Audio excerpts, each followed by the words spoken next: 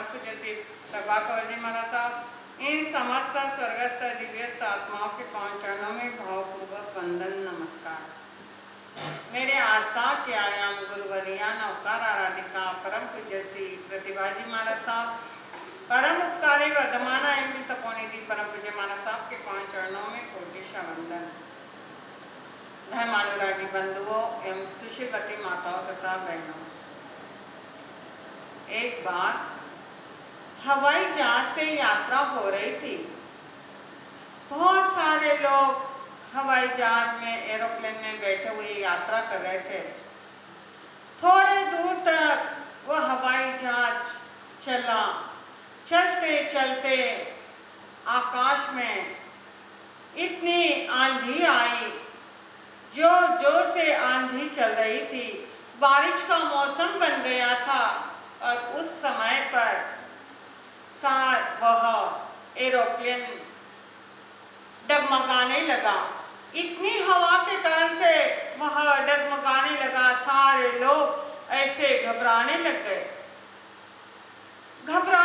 अब क्या होगा, कहीं हम गिर नहीं जाए, एरोप्लेन का कुछ हो नहीं जाए, सब घबराने लगे। पायलट चला रहा है, उसे भी आगे कुछ दिखाई नहीं दे रहा है, वह भी घबरा रहा है। पर उस हवाई जहाज में एक छोटा सा 5 वर्ष का बच्चा था। वह हंस रहा था और सारे पैसेंजर, सारे लोग डर रहे थे और वह बच्चा हंस रहा था, खेल रहा था। बाजू वाले ने उससे पूछा कि सब परमात्मा का नाम ले रहे, सब भगवान का नाम ले रहे, सभी लोग डर रहे हैं और तुम्हें कुछ डर नहीं है और तुम हंस रहे हो, क्यों हंस रहे हो? क्या तुम्हें डर नहीं लगता है? देखो कितनी आंधी और तूफान है, हमारा हवाई जहाज डगमगा रहा है। पता नहीं कहीं हम कुछ हो ना जाए, कहीं इसी जंगल में हमें उतरना पड़े ना, या कुछ हो जाए, हमें तो भय लग रहा है। तब उस बालक ने, छोटे बालक ने कहा, जिस हवाई जहाज के पिता स्वयं पायलट हो, उसे किस बात का डर है?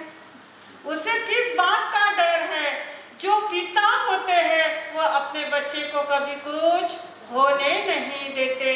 वह जो पिता ही जिसका पायलट हो, उसे डर ही नहीं, मुझे कोई डर नहीं, मेरे पिता ही हवाई जहाज चला रहे हैं, तो मुझे किस बात का डर, मुझे कुछ होने वाला नहीं है, यह मुझे विश्वास है। बस यही बात हमें अपने जीवन में देखना है। अगर हमें अपने जीवन के मालिक, हमारे जीवन की नौका अगर गुरु रहे तो हमारे जीवन की नौका डगमगाएगी नहीं। चाहे जितने जीवन में आंधी और तूफान आ जाए, चाहे जैसी परिस्थिति आए, चाहे जैसे जीवन में संघर्ष आ जाए, किंतु अगर गुरु अगर पायलट है, गुरु हमारे नाविक के नैया चलाने वाले हैं, तो हमें किसी बात का डर नहीं है। बस यही बात हम देख रहे हैं कि हम अपने गुरुदेव गणेश लाल जी महाराज साहब की जीवन कथा को देख रहे हैं। 3 दिन से यह कथा चल रही है।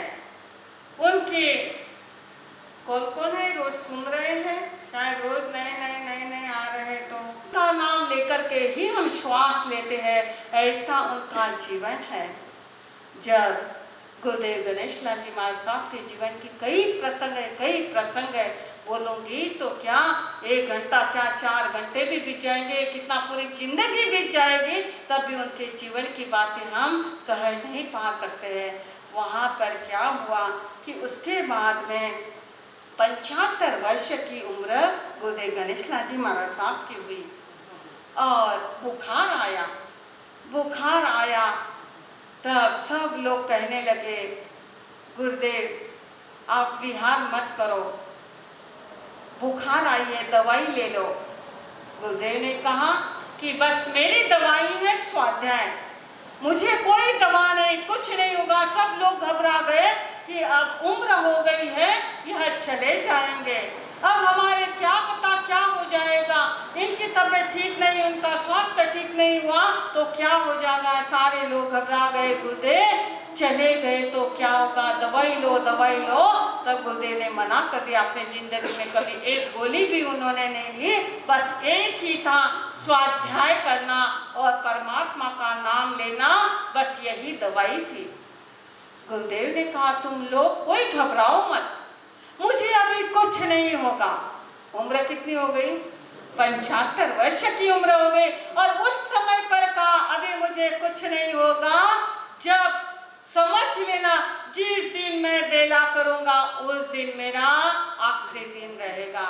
और उन्होंने अपने जीवन में कभी भी बेला नहीं किया। जब भी टेला करना होता, जब भी अठाई करना होता, तब वह उपवास पचकते, डायरेक्ट टेला पचकते, कभी बेला नहीं पचका।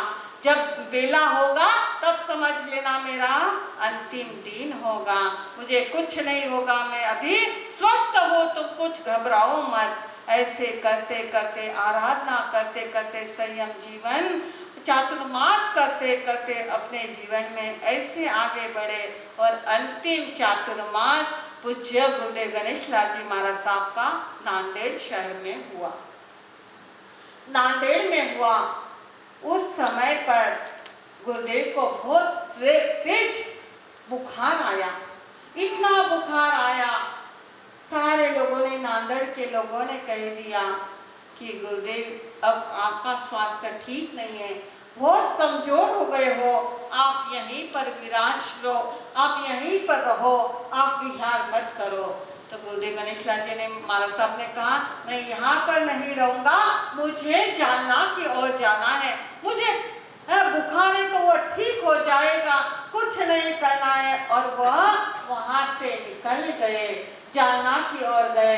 जालना पहुँचे और जालना में वहाँ पर जो गुरुदेव के प्रेरणा से जो खादी भंडार खुला था, गौशाला वहाँ पर खुली थी, तो गुरुदेव ने सारे भक्तों को कह दिया कि खादी जो भंडार है वह सारे खादी दान कर दो, सभी को दे दो, जो खादी पहनना चाहते हैं, जो पचका लेना, उनको खद्दरधारी भी कहते हैं ना, वह खादी पहनते थे। और खादी जो बहुत सारी बातें जो कहते हैं तो एक पीछे बात छूट जाती है, क्या क्या कहें और क्या क्या नहीं। तो खादी के जो खादी का नियम लेता था, जो अपने जीवन में खादी ही पहनूंगा, उनके ही यहाँ पर वह श्रावक, उनके भक्त बनते थे। जीवन भर तक खादी ही कपड़े पहनूंगा, दूसरे कपड़े नहीं पहनूंगा, वह उनके भक्त कहलाते, वह भक्त बनते। कई श्रावकों ने उनके पास से आजीवन तक खादी पहनना शुरू कर दिया। तब उन्होंने कह दिया खादी का भंडार खोल दो, सभी को खादी बांट दो। लोग कहने लगे खादी से बांट देंगे तो कहाँ से आएंगे, फिर कैसे रहेगा खादी भंडार में, कुछ नहीं, बांट दो। मैंने कह दिया ना, सबको खादी बांट दो, गौशाला में पूरा क्या है जो चारा है वो सबको खिला दो। सब लोग घबरा गए, पर गुरुदेव ने कहा कुछ नहीं, ये खाली हो जाएगा तो अभी थोड़ी देर में पूरा भर जाएगा। क्या दानी लोग थे, जब गुरुदेव कहते तो एक बात कहते तो सारे हजारों लोग वहां पर खादी ला करके भर दिए, ऐसा उन्होंने कहा।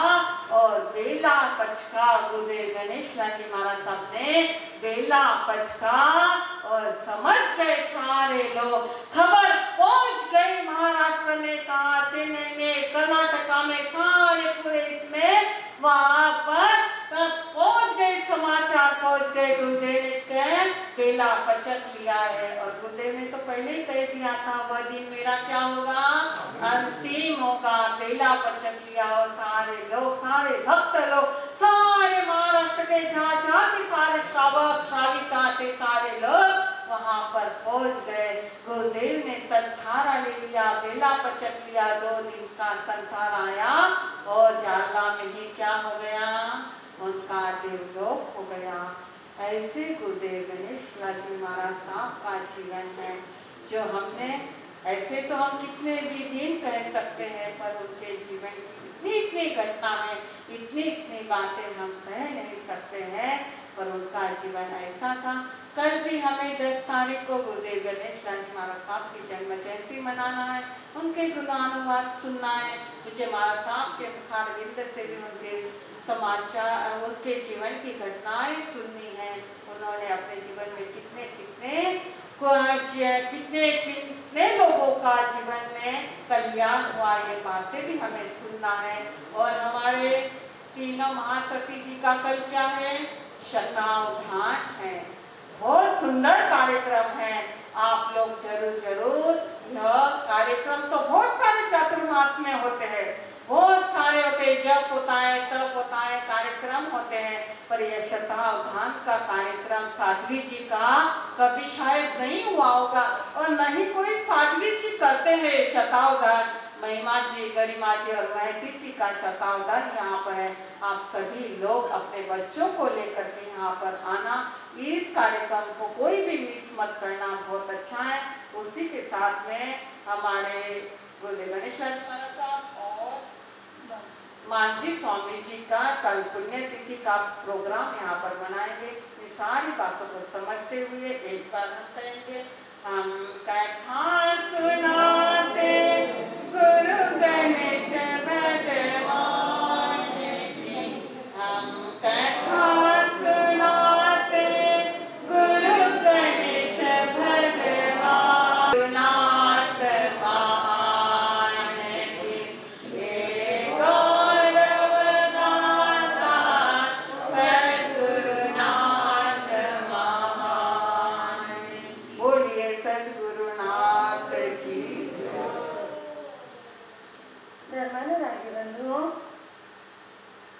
चिंतनशील माताओं तथा बहनों,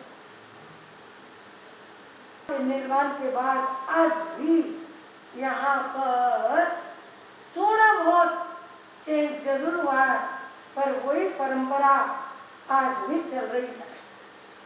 समय के साथ कुछ चेंज हुआ है, पर बहुत कुछ नहीं हुआ है। भगवान की परंपरा चल रही है।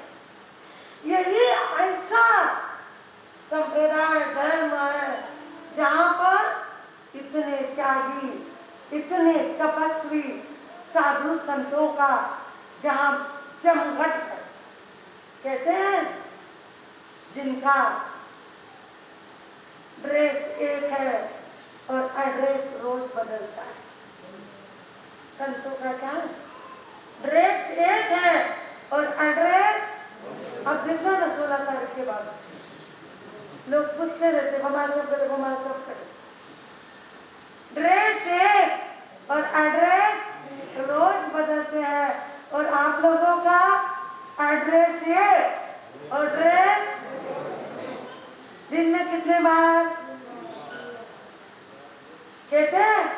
रहने को जगह नहीं, रात में खाने के लिए अनाज नहीं।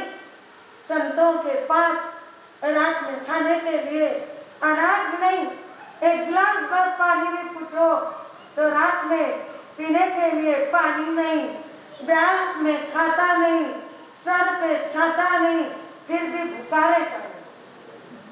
साधु क्या है? बैंक में खाता नहीं, अनाज का दाना नहीं, रहने को घर नहीं, फिर भी भुखारे। ये साधु के जैन के साधु ही ऐसे होते हैं। और इन साधुओं में भी कोई साधु ऐसे महापुरुष होते हैं। कहते हैं संत जगत में मोह करा, संतारो घनो सुकार। संत जगत में मोह करा, संतारो घनो सुकार। जाको मुख देखत पातक जड़े, वाको घनो दुखा। क्या करेंगे? संत टीवी का बटन दबाओ कि संतों के प्रवचन चल। कोई अपने पास गाड़ियों में बैठ करके आ रहे, कोई अपने शान से प्रवचन दे रहे, कोई अपने साथ में अपने पत्नी को साथ में रख करके आराम से बैठ करके प्रवचन दे रहे। मोकड़ा साधु जगत में, मोकड़ा खूब साधु, कहाँ कमी है साधुओं की। पर जाको मुख देखत पातक जड़े, जिसका मुख देखते ही हमारे पाप धो जाए, हमारी ऊर्जा जागृत हो जाए, हमारा ओरा पवित्र हो जाए, हमारा चिंतन बदल जाए, जिसकी नजर के अंदर अक्सर हो जाए, अक्सर इन्हें आशीर्वाद, जिसके नजर में अमृत बरस जाए, ऐसे साधु मिलना बहुत मुश्किल है। पर ऐसे संत मिल जाए और उनको ढूंढना। एक बार अमेरिका के अंदर सारे देश के लोग जमा हो गए, ज्ञानियों की मीटिंग थी। उस मीटिंग में सबने, जापान ने कहा हमारे यहाँ पर साइंटिस्ट ज़्यादा, अमेरिका ने कहा, चीन ने, चाइना ने कहा हम रोज के नए नए आविष्कार करते हैं। सब ने अपने अपने देश की अलग अलग क्वालिटी बता दी। भारत के लोगों को कहा तुम बोलो तुम्हारे यहाँ पर क्या है, तो भारत के लोगों ने कहा हमारे यहाँ पर बात, हमारे यहाँ पर संत है। बोले संत है, बोले तो बोले हमारे यहाँ पर संत है, हमारे यहाँ पर और कुछ नहीं है। अब उन सारे लोगों ने कहा अपन भारत में जाएंगे और क्या संत है ये देखने के लिए अपन देखे तो सही ये संत क्या होते हैं। देखे 16 देश के लोग घूमने लगे भारत में, क्या है संत देखे तो सही। सब देश घूम लिया पर भारत के जैसे संत उनको कहीं नहीं मिले। तब उन्होंने कह दिया संतों की भूमि यदि कोई है तो वह भूमि कौन सी है? भारत की भूमि, यह संतों की भूमि है। और यहाँ के बाकी के देशों में हर बात प्रसिद्ध हो सकती है पर भारत के अंदर मात्र संत ही ऐसे हैं जो प्रसिद्ध, संतों से भारत देश प्रसिद्ध है। ऐसे संत और महात्माओं के अंदर कितने सारे महात्मा ऐसे होते गए जिनका नाम लो तो हृदय घर भर के आता है, नाम लो तो आंखें भर के आती है। सच में एक इंसान ऐसा हो सकता है, एक इंसान ये सब कुछ कर सकता है। अरे लोग कहते हैं कि अमुक संप्रदाय की क्रिया बहुत कठोर है, ये है वो है। एक बार गुरुदेव को विहार करना था और विहार करना था गुरुदेव को बेंगलोर से महाराष्ट्र की ओर। सच में बेंगलोर से महाराष्ट्र का रास्ता बहुत कठिन है, आज भी कठिन है, तब तो हो गई। हम लोग भी पहले टिफिन नहीं लेते थे पर जब बेंगलोर से महाराष्ट्र की ओर आने लगे ना तो 2-3 ऐसे घटना घटी जो मजबूर हो गए टिफिन लेने के लिए। गुरुदेव ने तो और उधर चलता ही नहीं, चाहे जैसे बोलो, चाहे जो बोलो, चाहे जो संत जाए। यदि कोई बोले कि हम टिफिन नहीं लेते तो ठीक है, जाहिर में टिफिन ना लेते हो पर आजू बाजू में कुछ तो करके, कुछ तो भी बातें करके, चाहे 6 और 3 बोलो 9, 5 और 4 बोलो 9, सीधे हाथ से खाओ तो सही, टेढ़े हाथ से खाओ तो सही, बाकी टिफिन तो लेना पड़ता है। पर गुरुदेव ने जब गए ना, जब उनको आहार सुस्ता नहीं मिला तब गुरुदेव ने 8 पचकी और ताशीसा महिलाचा विहार करी। 1 घंटे में 9 किलोमीटर का विहार। 1 घंटे में कितने किलोमीटर का विहार? 9 किलोमीटर 1 घंटे में चलते और 8 के पचकान कर लिए। जहाँ अपने घर है ऐसे गुरुदेव को 3 8 करनी पड़ी, गोचरी नहीं मिली। और 3 8 करके गुरुदेव गए क्षेत्र को खोलने के लिए और धर्म प्रचार किया। अब आजकल लोग कहते हैं हम ये नहीं करते, पर सच कहूँ आज का ये टाइम नहीं है।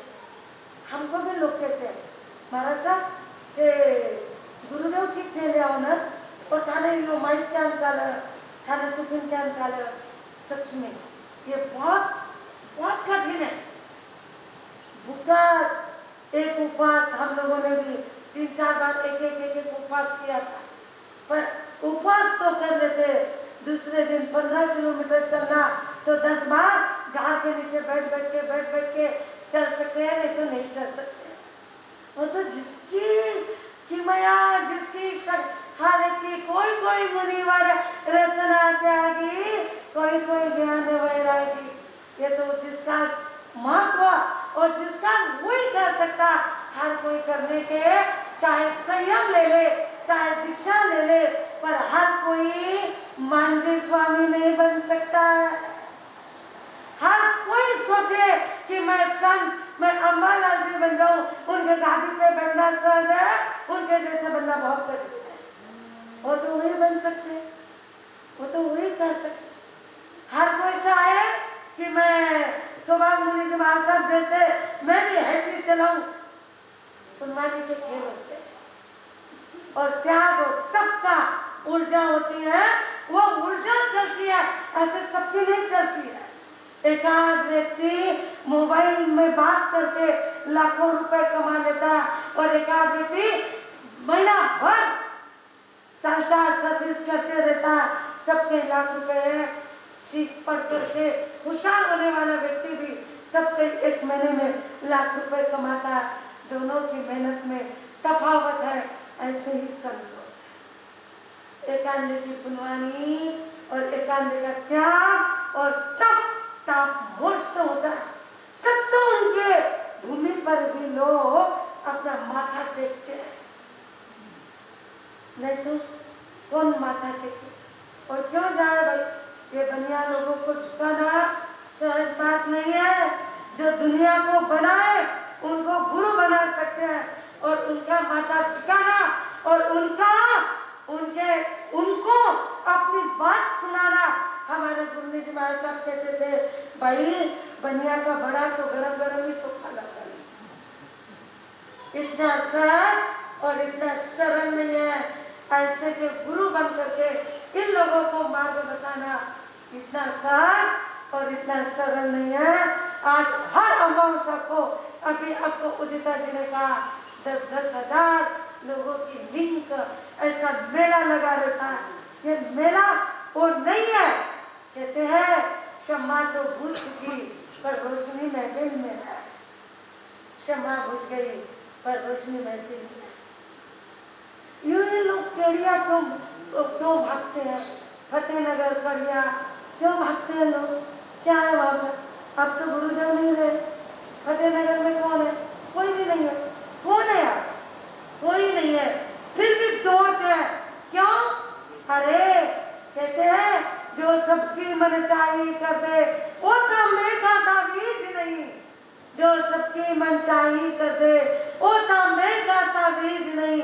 मैं हूँ मस्ताना अपने मस्ती का, मैं हूँ मस्ताना अपने मस्ती का, मुझे दुनिया की परवाह नहीं। मैं अपने मस्ती में चलने वाला मैं परवाना हूँ, मुझे दुनिया की कोई फिक्र नहीं। ऐसे मस्ती में चलने वाले योगी फकीर होते हैं और फकीरों की क्या जागीरी होती है। फकीरों की मस्ती और फकीरों की संपत्ति कुछ अलग होती है, वो जन्नत में मिलती है और कहीं नहीं मिलती है। ऐसे महापुरुषों के कितने भी वर्णन करो, कितने भी गुण गाओ, कितनी भी बात करो, वो कम ही कम है। ये वो सागर की लहरें, एक को पकड़ो तो कई लहरें छूट जाती है। ऐसे ही महापुरुषों की बात होती है, ध्यान रखना। कल अभी आपको कहा शत अवराम 100 बातें एक साथ बच्चों को लेके आना, बच्चों को बताना अपने संत कैसे। बहुत जनों के माइंड में आता है, आप लोगों के नहीं होंगे, अब तो बहुत पुनवान जो विद्वान होते, होशियार होते, वही दीक्षा लेते हैं। बुद्धू लोग दीक्षा क्या करेंगे लेके, कम बुद्धि वाले लोग दीक्षा लेते। कल आकर के देखना या मत सोचना मजबूरी में कोई दीक्षा नहीं ले सकता, मजबूरी में दीक्षा नहीं होती है। दीक्षा तो तृप्ति में होती है। दीक्षा कहाँ में होती है? तृप्ति में दीक्षा होती है। मजबूरी में दीक्षा नहीं होती। एक समय था जिस समय अधिकतर बहनें बाल अवस्था में विधवा हो जाती थी। तब वो बहनें और बाल अवस्था में कुछ होता तो बहनें क्या कर लेती थी, ब्रह्मचर्य के त्याग कर लेती थी। और वो यदि उनको मार्ग मिल जाए, संयम मिल जाए तो उस ओर बढ़ जाती थी। पर आज वो समय नहीं रहा। आज मजबूरी की दीक्षा का समय नहीं रहा। आज हर व्यक्ति महीने के 25-30 हजार रुपए एक स्त्री को भी कमाना कठिन नहीं है। आज हर स्त्री भी महीने के 30-40 हजार रुपए कमाकर अपनी जिंदगी आराम से जी सकती है। मजबूरी में कोई व्यक्ति दीक्षा नहीं लेता, तृप्ति से दीक्षा होती है। हर बात से तृप्त जब व्यक्ति हो जाता है ना, तो वह दीक्षा की ओर बढ़ जाता है। वह लोग देखता है कि लोग अब बस, अब बहुत हो गया, अब कुछ नहीं चाहिए। जिसको कुछ नहीं चाहिए, ये जिसके माइंड में आ गया ना, वो दीक्षा के पथ पे बढ़ सकता है। तो कल आप लोगों को देखने को मिलेगा कि कितनी बुद्धिमत्ता संतों के पास में भी है, कितनी विद्वत्ता संतों की होती है। कल आप लोग बच्चों के साथ अवश्य आना, समय के साथ आना, समय के साथ यह पूरा होगा। सब जने हमारे घर पर जाते हैं कल उन्हीं बात, हाँ, जाते जाते कल 25 घंटे का जाप यहाँ पर चलेगा। 95 और कल का 96वां दिन, 96वां दिन है कल। 25 घंटे का जाप, अखंड जाप, जो 1 मिनट भी खंडित नहीं हुआ है। अखंड जाप ज्यादा हुआ है पर कम नहीं हुआ है। 9 लाख 9 का जाप इस संघ के अंदर कल, जिसका लास्ट दिन है, तो सब लोग, अरे ज्यादा नहीं तो 1 घंटा जाप में बैठो, 1 घंटा जाप करो और कर सको तो ज्यादा जाप करो। कल एक समय का जाप सबने करना। इतने बड़े जाप का पूर्णाहुति फिर कब जीवन में आए या ना आए, मैं तो कहती हूँ रोज आए, बार बार आए, पर क्या पता कब समय कौन सा आए या ना आए। कल सबको बिल्कुल पक्का कल सबको जाप में आना है। और कल यहाँ पर बड़ा जप, नवकार का जप महायज्ञ कल चलेगा 25 घंटे तक। और 11 तारीख को इस शाम 96 दिन के जाप की पूर्णाहुति 11 तारीख को होगी। सब जन इस बात का ध्यान रखना।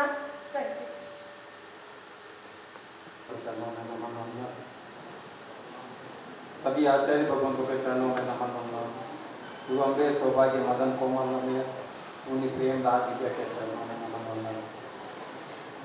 गुरु गणेश, गुरु मिस्त्री, गुरु प्रभा, गुरु प्रतिभा की लाडली सुशिष्या प्रफुल्ला जी, उदिता जी आदि थाना 8 के चरणों में नमन वंदन। धर्म सभा में उपस्थित सभी को स्वागत है। हम सुन रहे हैं महावीर की जीवनवाणी, हम सुन रहे हैं गुरु के गुणगान और गुरु के जीवन में क्या क्या दृष्टांत आए उसके बारे में गुरु मैया हमें बता दें। 5 दिवसीय कार्यक्रम था। गुरुदेव मानवी स्वामी और गुरुदेव गणेशिला जी हमारा साथ था, जिसमें केले तक हुए, केले के आमिल हुए, केले के उपवास हुए और अभी और 2 दिन जो गुणगान चले, आज का दिन हो गया, कल और इसका अंतिम और गुरु गुणगान का बहुत ही सुंदर कार्यक्रम कल होने वाला है। गुरु मैया ने आज जब जो शब्द बोले कि साधु कैसा होता है, साधु का जीवन कैसा होता है, संत कैसे बनते हैं, ये बातें सुनकर शायद हमारा भी हृदय भरा है, आपका भी आया ही होगा कि संत को कल की परवाह नहीं होती है, कल हमें क्या मिलेगा। आज सूर्यास्त के बाद हमारे पास आधा गिलास पीने को पानी नहीं होता है। और कल तो अब हमारे जैसा आपको भी आता ही है। और कल की ओर हम पढ़े, हम सांसारिक लोग कल के चक्कर में पड़े हैं कि हमारा कल का क्या होगा। बस यही एक छोटी चीज़ में भोली मैया ने बता दिया। हम लोग जब एक आधा गिलास पानी कल के लिए नहीं रखते हैं, जिसने हमें जन्म दिया है और देने वाला वही है, क्यों हम व्यर्थ की चिंता में अपना जीवन बर्बाद कर रहे हैं, अपना वर्तमान बिगाड़ रहे हैं। और वर्तमान बिगड़ेगा तो अपना भविष्य तो जरूर बिगड़ने वाला है। बस इन शब्दों को, पूर्णी मैया के इन शब्दों को, पूर्णी मैया के इन जिनवाणी को हमें समझने की जरूरत है और अपने जीवन को सुधारने की जरूरत है। अपना जीवन अभी सुधरेगा तो भविष्य सुधरेगा, वर्तमान सुधरेगा तो जरूर भविष्य सुधरेगा। यही प्रवचन, क्योंकि हमारे यहाँ पर अलग व्यवस्था है। आज घाट गौरव संघ की सेवा है, आज वो यहाँ पर आए हैं, तो 4 महीने में 4 बार आना पड़ता। आज आए, उनको बहुत अच्छा व्याख्यान लगा, परंतु कल वापस उनका नंबर नहीं देता। फिर भी आप ये मत सोचे हमको 4 बार ही आना, जब भी समय मिले आप पधारे। और अभी भी अपने पास 5-7 दिन का समय है। आपने देखा होगा आज भोली मैया कैसा जिनवाणी का श्रवण करते, ऐसे ही दृष्टांत अपने जीवन के सुधारने के मौके हमें बार बार ये चातुर्मास में मिलते हैं। जैसे आज मिला, वैसा ही आप जैसा भी समय अपने पास बचा है, आप जरूर उसका उपयोग करें और जिनवाणी का श्रवण करें। आज हमारे यहाँ पर बहुत से महानुभाव बाहर से पढ़ा रहे हैं। संघ की सेवा में आज ठाकुर संघ हमारे यहाँ पर गुरु सौभाग्य का एक आदेश कह दो, प्रेरणा कह दो या आशीर्वाद कर दो, हर उपसंघ को मिला हुआ है। और उसी कड़ी में आज ठाकुर उपसंघ यहाँ पर आया है। मैं मेवाड़ से मुंबई की तरफ से ठाकुर उपसंघ के सभी सावक साविका मजदूर बालिकाएं का हार्दिक स्वागत करता हूँ। साथ में पधारे हुए मेहमानों का, पदाधिकारियों का और जो भी बाहर से संघों से जो भी मेहमान बड़े सभी का एक बार मेवाड़ से मुंबई की तरफ से हार्दिक स्वागत करता हूँ। साथ में हमारे जैन महामंडल के युवा अध्यक्ष महेंद्र जी पगारिया जी पधारे, उनका भी मैं मेवाड़ से मुंबई की तरफ से हार्दिक स्वागत करता हूँ। मैं घाट प्रबंधन को बुलाऊं उसके पहले इतना बता देना चाहता हूँ कि भोली मैया कल के प्रोग्राम के बारे में बता रहे थे। शताब्दी ध्यान, ये हमने नाम सुना है, कुछ समय पहले यहाँ पर एक मंदिर मार्गी गुरु भगवान ने किया था, पर हमने देखा नहीं था, सुना था खाली, और लाइव देखा होगा तो खुद की पर वैसा ही कार्यक्रम जब हम माँ सती का चातुर्मास खुला था, हमने ये सुना था कि माँ सती जी शताब्दी ध्यान करवाते हैं, सीख रहे हैं। और ये मौका हम बार बार करते, पर इतने कार्यक्रम आए कि ये बड़ा कार्यक्रम हम लोग कर नहीं पाए। इस कार्यक्रम को रथ रूप में कल किया जा रहा है। माँ सती जी हमें 200 लोगों के जवाब हमको कल यहाँ पर इसी मेवाड़ भवन के प्रांगण में हमें देंगे। तो ये एक अलग टाइप का कार्यक्रम है जो कभी आपने देखा सुना होगा पर देखा नहीं। लाइव देखने का कार्यक्रम कल है। सभी से निवेदन है कि आप स्वयं पधारे, परिवार को लेकर पधारे, अपने पड़ोसी को लेकर पधारे, अपने इष्ट मित्रों को लेकर पधारे, अपने अड़ोस पड़ोस को लेकर पधारे, अपने संघ के सभी को लेकर पधारे। सूचना सभी उपसंघों में दे दी गई है, फिर भी किसी को नहीं मिले तो जरूर सूचना पहुंचा और कल के कार्यक्रम में सभी भाग लो। ये अलग टाइप का कार्यक्रम है। हमने देख माँ सती जी जब देखेंगे प्रैक्टिकल, जब उनको बैठते हैं बात करते हैं, हमने सुना भी नहीं। आप अगर 49 नंबर पर कुछ अगर आप बताएंगे कि मैंने ये बोला है, तो वो आपको वापस उसी क्रम में, और बीच में आपको पूछ लिया मैंने क्या पूछा है आपको उतने नंबर पर, तो वो भी बताएंगे। तो सोचिए कितना मेमोरी उसके लिए चाहिए, कितना उसके लिए ध्यान करना पड़ता है, कितना याद करना पड़ता है। हमें तो अभी तक जिनवाणी का जो प्रथम जो चीज़ें होती हैं वो भी हमें ध्यान नहीं है, पर यहाँ पर बहुत कुछ होने वाला है। बहुत कम समय हमें चातुर्मास का बचा है, तो जितना लाभ है उतना लें। कल का ये दोनों प्रोग्राम साथ में गुरु मान जी स्वामी जो हमारे मेवाड़ की गादी कहलाती है, गुरु मान जी स्वामी की, उनके कल पुण्यतिथि मनाई जाएगी। और साथ में गुरु गणेश लाल जी महाराज साहब, हम 4 दिन पहले ही जानना गए थे, बेगुलाल साहब और हम लोग 3-4 जन, और वहाँ पर देखा उनका पर्चा माँ सती जी बता रहे थे। वहाँ पर हम बात ये नहीं बताया आपको कि वहाँ पर जैन भी जाते हैं, वहाँ तो अजैन भी जाते हैं। हम लोग एक आइसक्रीम वाला खड़ा था भीलवाड़ा का, उसको पूछा कोई ये तुम इधर खड़ा है तो कभी अंदर भी जाता है कि मैं पहले अंदर जाता हूँ, दौड़ लगाता हूँ, पूरी मेरी दुकान चालू करता हूँ। तो सोचे वो अर्जन आदमी इतना सोचता है उस समाधि के बारे में, तो हम कितना सोचेंगे। प्रकाश जी साहब, आपको कुछ अपना वक्तव्य देना था आज, तो कहने का गुरु गुणगान अपने पास कल है, कल करेंगे। आज गार्ड गोवर्धन की सेवा है, तो मैं उनसे निवेदन करता हूँ। आज हिम्मत जी आका के सानिध्य में पूरा गार्ड सब यहाँ पर आए हैं, जो भी गार्ड प्रसंग से अपनी वंदनीय श्रवण भगवान महावीर स्वामी के चरणों में कोटि कोटि वंदन, सभी आचार्य गुरुवंतों के चरणों में कोटि कोटि वंदन। अत्र विराजित गुरुणी मैया प्रफुल्ल सिंह आदि थाना के चरणों में कोटि कोटि वंदन। धर्म सभा में विराजित धर्म प्रेमी भाइयों और बहनों, गुरुणी मैया ने अभी जो गुरुदेव के गुणगान गाए,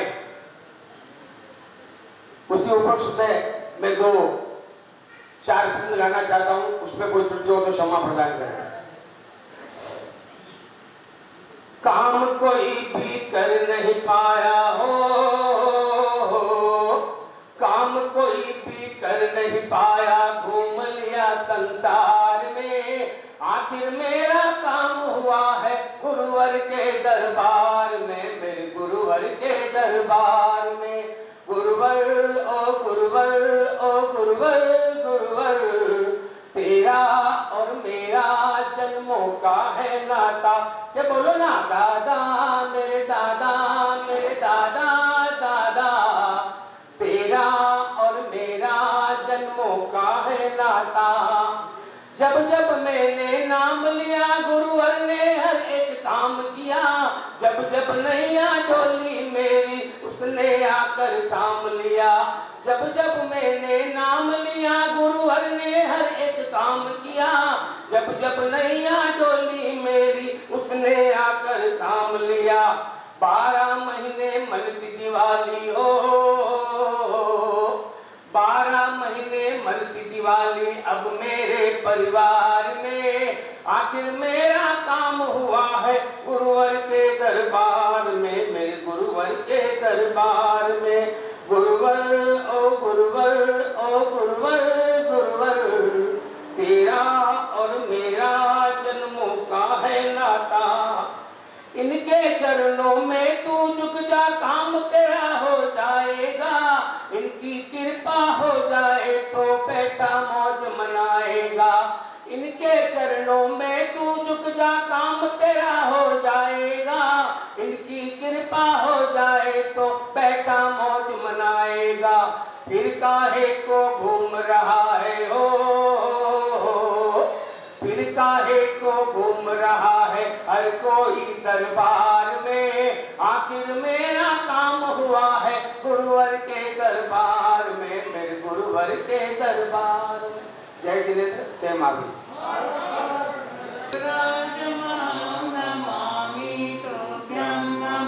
सकल विघ्न विदारकाय तुभ्यं नमः, सकल सौख्य प्रदायकाय तुभ्यं नमः। विनाय पूज्यं गणेश गुरुराजमहं नमामि तुभ्यं नमः। भविभवोदधिकारणाय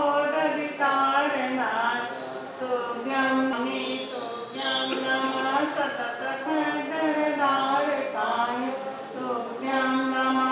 परम संयम पालकाय तुभ्यं नमः।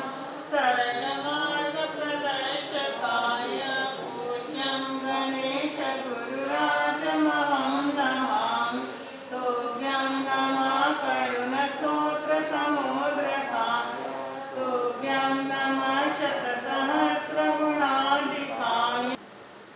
के अंतर्गत और मेवाड़ भवन के प्रांगण में पूर्णी मैया, प्रफुल्ला जी, पिताजी आदि थाना 8 के पावन सानिध्य में यहाँ पर जाप किए जाएंगे। इसके कलश और जो वहाँ से मोकामत की तस्वीर लाना है, इसके लिए मेवाड़ संघ के पदाधिकारी दोनों लेके जाएंगे और लेकर आएंगे। इससे हमारे मेहनत भाई की इच्छा है। ये तो मेवाड़ संघ के पदाधिकारी ने तो चाहूँगी साधु जो कलस्तिकार सबकी आज्ञा है।